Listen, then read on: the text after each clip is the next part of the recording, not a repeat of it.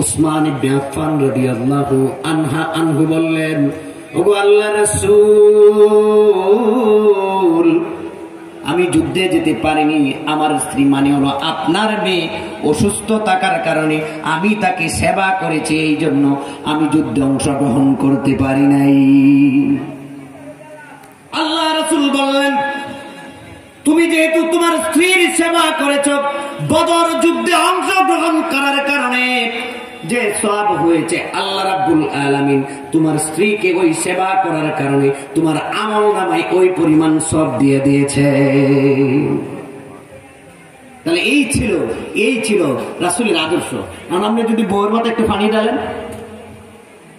হরিকায় দেখছো আমার সেরার কাম, বউয়ের মাথায় মিলে পানি ঢালে, আস্তাগফিরুল্লাহ, এইটার লাগে এই জিনিস দিন দেখার লাগে আমি কি আমার সেরার জন্ম দিছিল,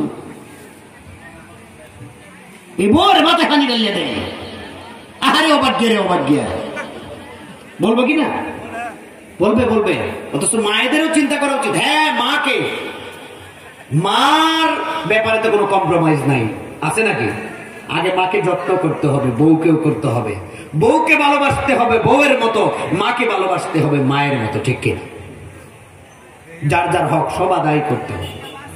এখন আপনার প্রতি বেজার থাকার কারণও থাকতে পারে, আমি খালি কি মানে মারে আদর না করিয়া, মারে খাবারটা বানান না দেয়া, খালি বউয়ের লাগে আনি, তো মা তো রাগ পাই দেয়া হয় রে, মারে দেয় না।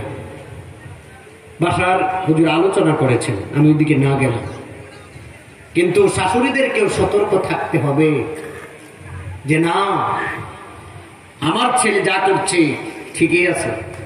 স্ত্রীদের সাথে ভালো আচরণ করতে হবে, তার ভালোবাসা যত বেশি ভালোবাসবে, আল্লাহ রাসূল সাল্লাল্লাহু আলাইহি ওয়াসাল্লামের হাদিস অনুযায়ী জানতে পারি, কোন স্বামী যদি তার বউয়ের হাতটা ভালোবাসার তোরে ধরে, আল্লাহ রাসূল বলেন তার ওই দুইজনের উভয়ের হাতের সগীরা গুনাহগুলো আল্লাহ রাব্বুল আলামিন ক্ষমা করে দেয়।